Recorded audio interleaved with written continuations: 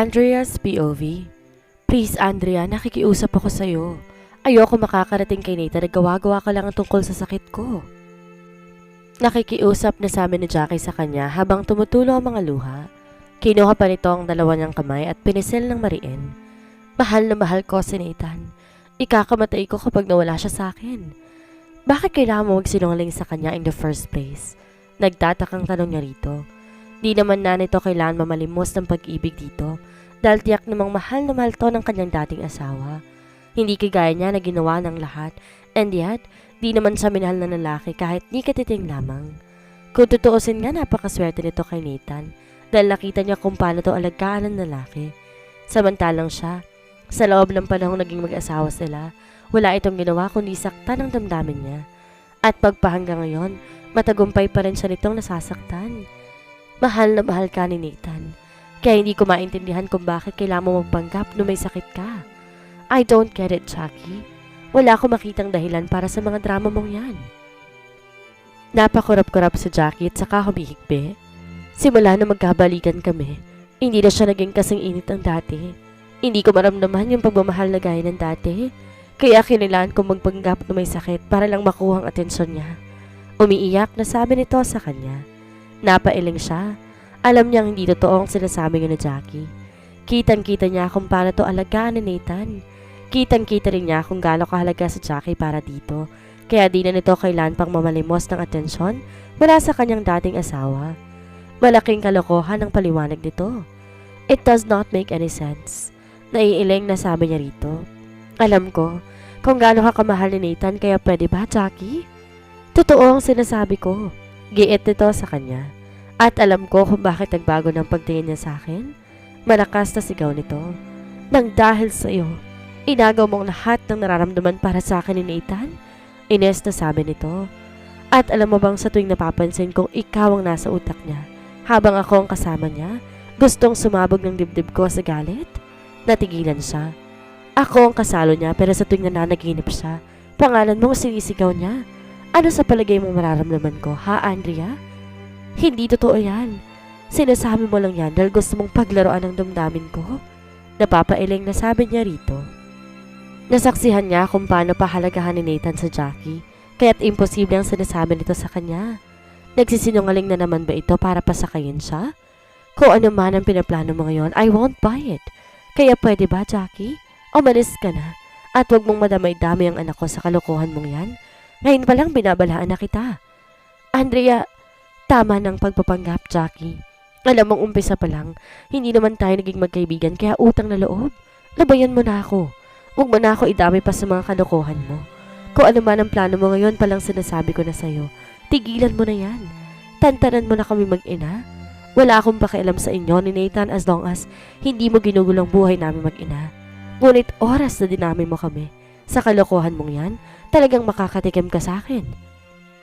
Galit na sabi niya rito at saka mabilis itong pinagsarhan ng pinto. Naiiyak siya sa sobrang galit. Tabang naglalakad patungo sa kanyang kwarto. Ha? At gagawin pa siya nitong dahilan sa mga kasinungalingan nito? Kaya siya simula nang dumating siya sa buhay ni Nathan na wala nang pagtingin nito kay Jackie. May bait sa mga labing napatawa siya. At sinong sila ang maniniwala sa kasinungalingang yon? Alam naman niya ni Katiting, hindi siya minahal ni Nathan. Pinaglaruan lang nito ang damdamin niya kaya paanong hibang na nga talagang babaeng iyon. Nagkulong siya sa kanyang kwarto. Wala siyang ginawa kundi umiyak ng umiyak. Naiinis siya kay Jackie pero mas naiinis siya sa kanyang sarili dahil sa dinami-rami ng lalaki sa mundo.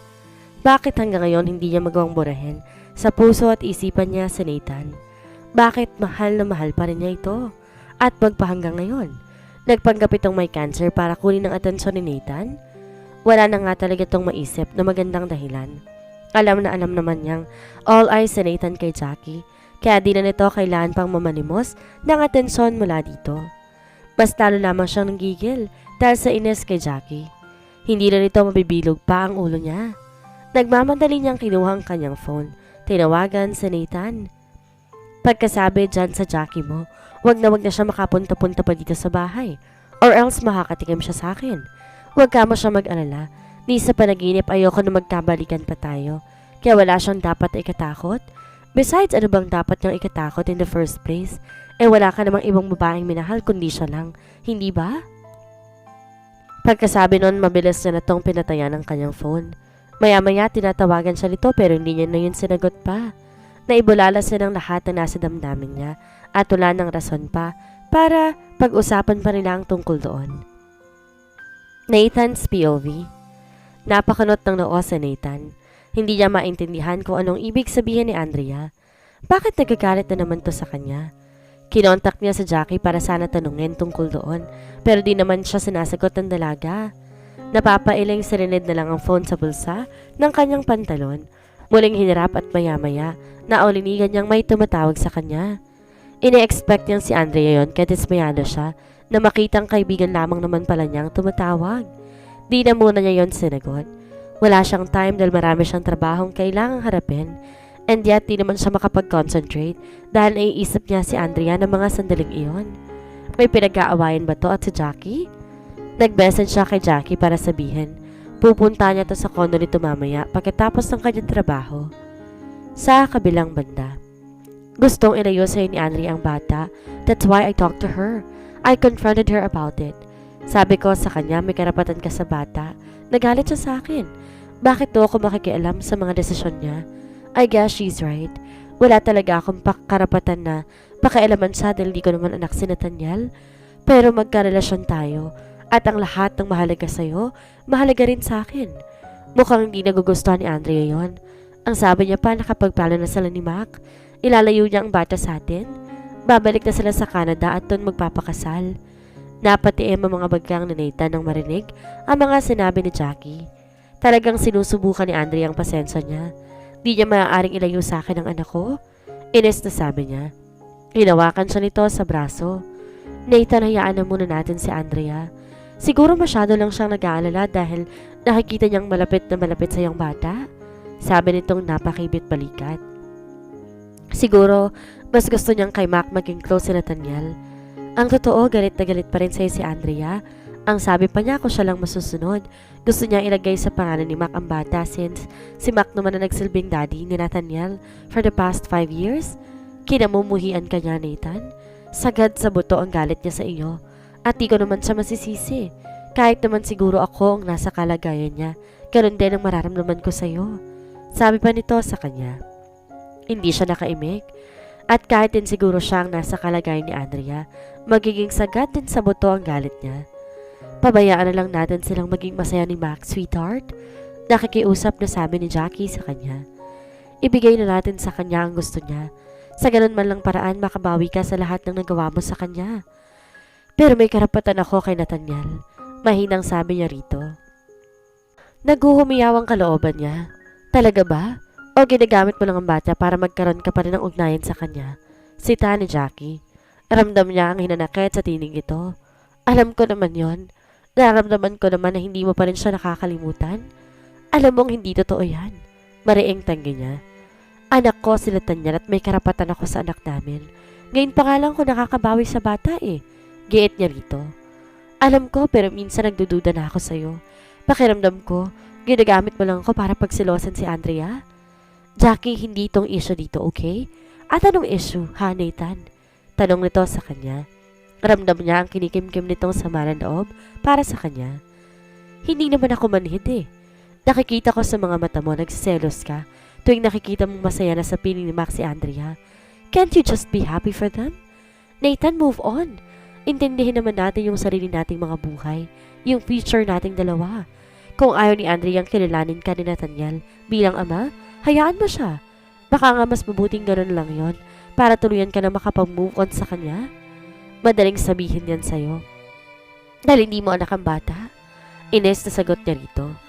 Ngayon pa siya lalayo sa anak niya? Ito na lang ang tayong meron siya. Hahayaan pa ba niya tong mawala sa kanya? Kung gusto mo, bibigyan kita ng anak. Wala namang imposible sa science ngayon eh. Magsasacrifice ako para lang mapaligaya ka, Nathan. Ganon kita kamahal. Pumapatak ng luhang sabi nito sa kanya. Kahit manghanib ang buhay ko, kahit ano gagawin ko, mapaligaya lang kita. That's insane, Jackie. Alam mong hindi ko ilalagay sa panganib ang buhay mo. Besides, that's not the point. Anak ko si Nathaniel at kahit magkaroon pa ako ng anak sa iba, anak ko pa rin siya. Pagbalik ta rin man ang mundo. Talaga bang si Nathaniel lang dahilan? Sita nito sa kanya. Inihilamas niyang isang kamay sa mukha. Oh my, Jackie. Paulit-ulit na naman ba ang topic natin to, ha? Hanggang ngayon ba, pinagseselosan mo pa rin si Andrea? At ikaw na rin na may sabi, masaya na si Andrea sa buhay niya kay Mac. It is no use na pagselosan mo pa siya. Sinalubong nito ang mga tingin niya. Talaga ba? Wala na ba akong karapatang masaktan, ha, Nathan? Alam kong hanggang ngayon ang babaeng yun pa rin ang nasa isip mo. Hindi naman ako manhid eh. Nararamdaman ko. Paulit-ulit mo mang itanggi, alam kong dyan sa puso mo. Hindi mo na maaalis pa ang babaeng yun. Bakit? Ano pa ba ang kailangan kong gawin para mahalin mo akong muli, ha, Nathan? Ginagawa kong best ko para mapaligaya kita. Kahit nga may sakit ako, ikaw pa rin ang inuuna ko, and yet, bakit di pa rin sapat? Umiiyak ng sumbat nito sa kanya. Ang tanging hiling ko lang naman, mahalin mo ako na gaya ng dati. Mahirap bang gawin yon, ha? Jackie, I'm sorry. Mahinang sabi niya at saka niyakap to na mahigpit. Talagang nagigilty siya dahil totoo naman. Sa kabila ng karamdaman nito, palaging siya pa rin ang inuuna nito. Pagkatapos ito pang isusukli niya rito, hinagkan niya ito sa noo. I'm sorry. Paulit-ulit na sabi niya rito. Minumura niyang kanyang sarili sa malaking kapestihan niyang ito. Narito si Jackie at buong pusong nagmamahal sa kanya. And yet, si Andrea ang laman ng puso't isipan niya. Pakakawalan na naman ba niya si Jackie sa pangalawang pagkakataon? No, hindi niya napapayagang mangyari pa yon. Mahal na mahal siya ni Jackie. Marami na itong sinakripisyo para sa kanya. Hindi niya ito dapat sinasaktan ng ganito. I'm sorry. Siniil niya ng hagkan ng labi nito. Pilit niyang ibinabalik ang init ng pagmamahal na nararamdaman niya para dito. Nung una niya itong makilala. I'm sorry. I'm sorry dahil kahit anong gawin niya, alam niya, hindi niya na kayang ibalik pa kay Jackie ang dating pagtingin niya rito. Gustuhin man niyang ibigay ng buong pagmamahal niya para dito, meron ng ibang nagmamay-ari ng malaking bahagi ng puso niya. This is insane. Dahil yung babaeng nagmamay-ari ng puso niya ngayon, walang pag-ibig pang natitira kahit ni katiting para sa kanya. At kasalanan niyang lahat, siguro deserve talaga niyang maging malungkot habang buhay. Andrea's POV. Please, Mac. Wala sa mood na tinulak ni Andrea palayo sa kanyang katawan, si Mac, nang tangkain siya nitong yakapin at hagkan. Once and for all, tapatin mo nga ako. Mahal mo ba talaga ako or kailangan mo lang ako para kumbinsin ang sarili mo na kapag move on ka na sa dati mong asawa? Tanong nito sa kanya. Ramdam niyang kinikimkim na sama ng loob sa bawat katagang binibitawan nito. Umiwas siya ng tigil dahil di niya kayang salubungin ang nanonood ng mga tingin nito. Pakiramdam kasi niya sapat ng sinasabi ng kanyang mga mata para maramdaman ito ang totoo niyang damdamin. She is being unfair. Si Mac ang karama niya sa loob ng 5 taon na nangungulila siya. Dapat pinahalagan niyang pag-ibig na binibigyan nito sa kanya. Pero ano tong ginagawa niya? Mac, I'm sorry. Halos pabulong lamang nasabi niya. Sorry? Hindi yan ang gusto kong marinig sa'yo, Andrea. This time galit na ang tono ng pananalita nito at naghihintay ng sagot niya. Napanunok siya. Wala siyang lakas ng loob saktan ng damdamin nito. Pero naisip niya hindi pa ba niya sinasaktan ang damdamin nito sa ginagawa niyang to? Ibinibigay nito ang buong pagmamahal sa kanya pero hindi niya yun masuklian kahit kalahati lamang iyon. Napayuko siya tuluyang napaiyak. Naiinis siya sa kanyang sarili. Kung bakit naman kasi para may sariling isip ang kanyang puso, ayaw panikta sa utak niya. Nagbuga ng isang malalim na hininga si Mac. That's it. Malungkot na sabi nito.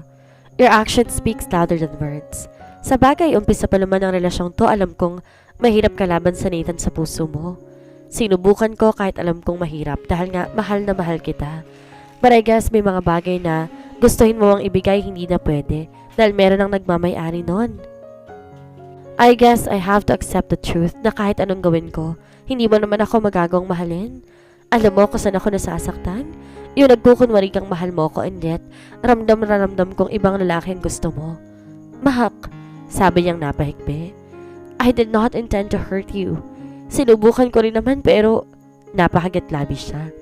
Peste, bakit nga ba hanggang sa kanyang pagtulog, sinaitan ng laman ng kanyang mga panaginip? Hanggang kailan ba siya magiging ganito? Hinawakan niya ang mga kamay ni Mac. Maraming salamat sa lahat-lahat ng pasensya at pagmamahal na binigay mo sa akin. But I guess tama ka. Ayoko nang saktan ka pa. I'm sorry kung hindi ko naman nasuklian yung pagmamahal na deserve mo. Humahagulhol na sabi niya rito. Ang sakit-sakit para sa kanyang isipin na hanggang dito na lang ang relasyon nila ni Mac. Kahit paano naging magaan ang lahat sa kanya dahil sa tulong nito. Pero ayaw na niyang mas lalo pa itong masaktan. Ayaw na niyang magkunwari at pilitin ang sarili niya sa isang bagay na alam niyang umpisa pa lang hindi niya na kayang ibigay. Niyakap siya na mahigpit ni Mac. Hinagkan sa noot saka nagmamadali itong umalis. This is really goodbye. Hanggang dito na lang talaga nagtatapos ang kabanata nila ni Mac. Napakagatabi siya. Paulit-ulit man niyang panghinayangan na pinakawalan niya ang isang lalaking kagaya ni Mac. Alam niyang itong pinakatama nilang naging desisyon, ang maghiwalay na lamang.